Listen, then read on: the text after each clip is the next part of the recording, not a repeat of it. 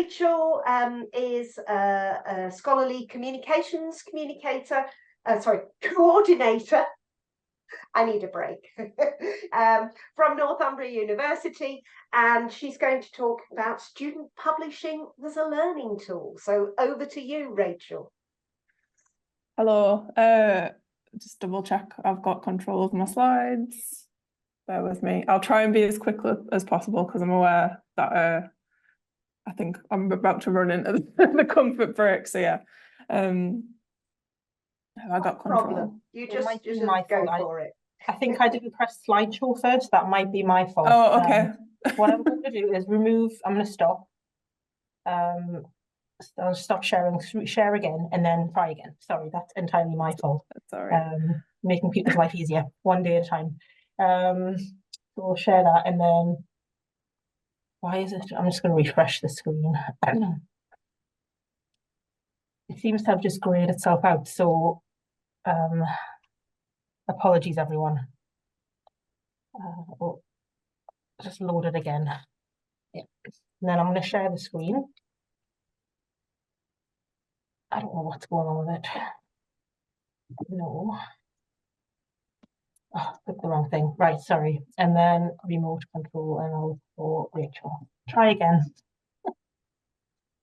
Double check. Yeah, that's me. Okay. So yeah, I'm Rachel. I work for Northumbria in the scholarly communications team.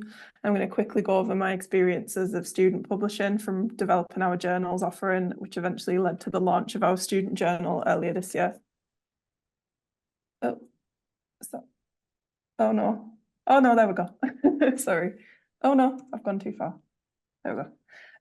So briefly, the scholarly communications team deals with many aspects of the academic publishing cycle. And we offer advice and guidance on open access policies. And among our day-to-day work, we noticed an increase in inquiries about publishing from across the institution, providing non-traditional publishing opportunities and best practice for sharing research as far as possible. We already had a journals publishing platform in place, which is called Northumbria Journals. It was hosted on open journal systems. We already had a few specialist staff journals, but we never really had anybody to look after it properly and like give it the attention that it needed. So in 2023, I was seconded to a role specifically to look after it and look at it from a student perspective and how we could use it in that format. There was a lot of interest in being involved in projects and a lot of surprise from the university that we actually had a publishing platform, which I think that just proves that was something we should have developed and promoted a long time ago. We successfully launched 2 titles from departments, the Graduate Journal of Sports Science, Coaching and Management, and Northumbria Psychology Bulletin, as well as our student journal in March 2024. There we go. So quickly, why would students want to get involved in academic publishing? Typically, publishing is only really available or encouraged at a higher level of study. So we wanted to make an interdisciplinary journal that gives everyone the chance to publish at an earlier stage of their academic cycle. So maybe at undergraduate dissertations or opportunities there. Involvement with the publishing process can encourage students to think about careers in academia, or HE, or even publishing itself. It can create partnerships between the library and students and academics and across the wider research community, and can assist with things like retention and engagement. It can be involved in not just the writing of pieces, but also as editors and peer reviews, which gives experience of not just the usual academic assessment. The peer review process, for example, can offer feedback and help people experience practical application of criticism, and the chance to research and write a piece on a subject away from their main area of study is a really good use of research skills. Publishing and being involved in the editorial side of the process, it creates a sense of ownership. So they follow the process through from submission to final publication. It's like a tangible achievement. The longer term achievement is offered by benefits such as a permanent DOI and trackable citations of their work. Experiential learning of being involved, which can help hone academic skills and benefits things for CVs and employability, so things like collaboration and communication, writing and proofreading skills, etc. So how we did it, briefly, I've got a lot of comments here, so I'll try and go as quickly as possible. We spent a lot of time researching other examples of student journals and other publishing models that they were using. Essex was a really good example. They used the student-led model, where the student journal is fully managed by a postgraduate student employed for a year as editor-in-chief. All work there is completed by a student-based editorial board. Staff in the library are in the background for technical support, but the decisions are all made by students. We're keen for our student journal to eventually become like this self-sustaining model, but we realise that there needs to be more support in the early days to achieve this.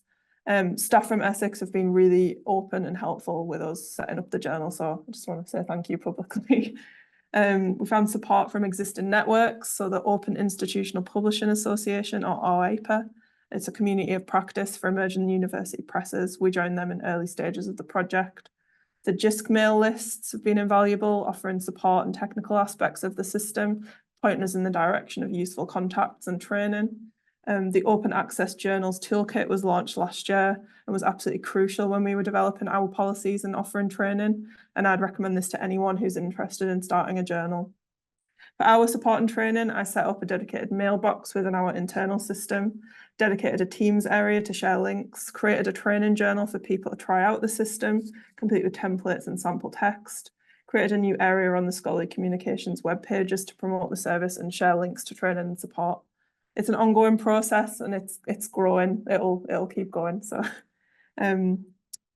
we led some community of interest sessions, so people could ask questions that they had about the process and using the system. We launched 2 titles off the back of these sessions, which I thought was great, and feedback was really good for helping us develop our training and what we might actually need to help people onboard titles. So we already had the publishing platform in place, so I spent a lot of time familiarising myself with it, completing self-directed walkthroughs and then modernising the look and feel of the front end to create consistent branding and make sure it was in keeping with Northumbria University. Our branding is black and white, so for goths like me, it was perfect. Feedback from the small changes like this has been great, and it was vital to spend a bit of time on these before we were able to promote the system properly. And for setting the student journal up, most importantly, we employed a student intern, via an NUOPS intern scheme, which is an internal internship program where you get 100 hours to work alongside a student while they study.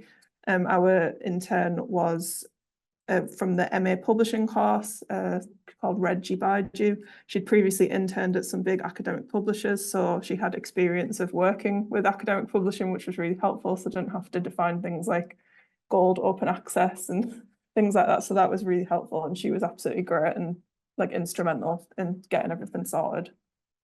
To quickly go over the system we use, it's called Open Journal Systems. There are other open publishing systems available, but as I say, we already had this one in place. So it was just a case of learning how to use it and developing it for our own purposes. It's an open source software developed by the Public Knowledge Project. It's free to use, but we pay a company a hosting fee just to do the technical, like website-y stuff. I'm not very good at that sort of stuff, so I'll say website-y stuff.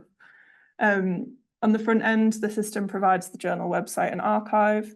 On the back end, it provides mechanisms to receive submissions, managing the peer review process, contacting users, and publishing the articles and issues themselves. There's plugins, so you can add social feeds, menu items, indexing options.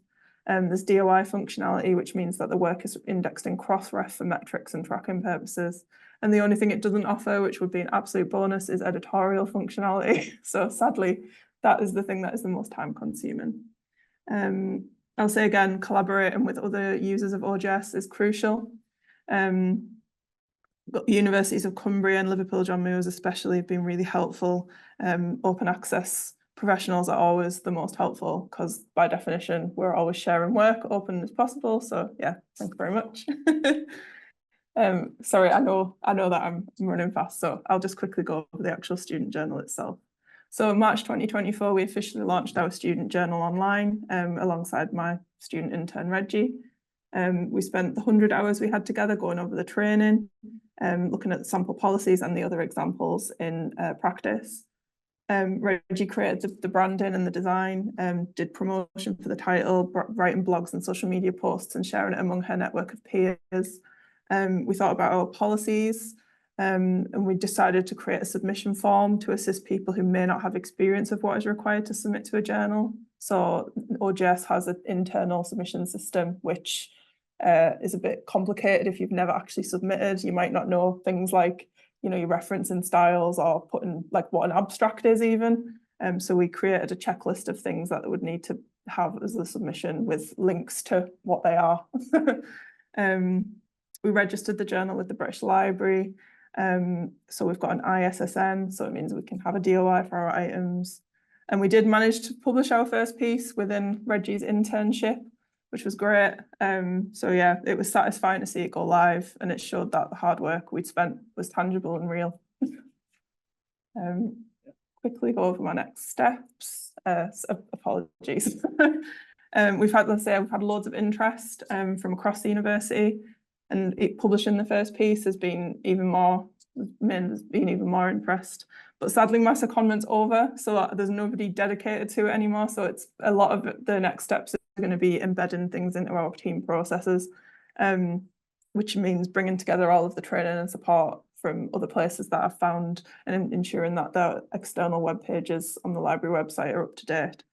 I'd really like to network further with other institutions with publishing projects, as I learned the most from these. There's other networks to engage with. We're always looking for more feedback. The more people who are involved, I think the more self-sustainable it'll be. The more people that know how to use it, the more people can show other people, and it's not reliant on the library. And that'll potentially secure us future investment in staffing and show that it's a viable project. The big one is the momentum of the student journal. So we really need to recruit a student editorial board. So for that one, I think the big idea is to get departmental ambassadors to promote the title in that area, get them on board, become like the helping people become peer reviewers for that area. We'd also like to get another NUOPS intern to help the promotion at some point. And generally, I'd love to help launch more journals. I think it's a great thing. The system is great, it's easy to use, everything's there. It's just a case of promoting it, I think. And the biggest pipe dream of all, which I think is me throwing it out there, is a cross-institutional Northeastern University student journal. I think the potential's there. I think we've got enough students, and I think, yeah, we could do something along those lines, but that's a long way in the future, I think. So yeah, thank you for listening. I really hope that it was interesting, and I'm sorry for running over. Thank you, Rachel. Yes.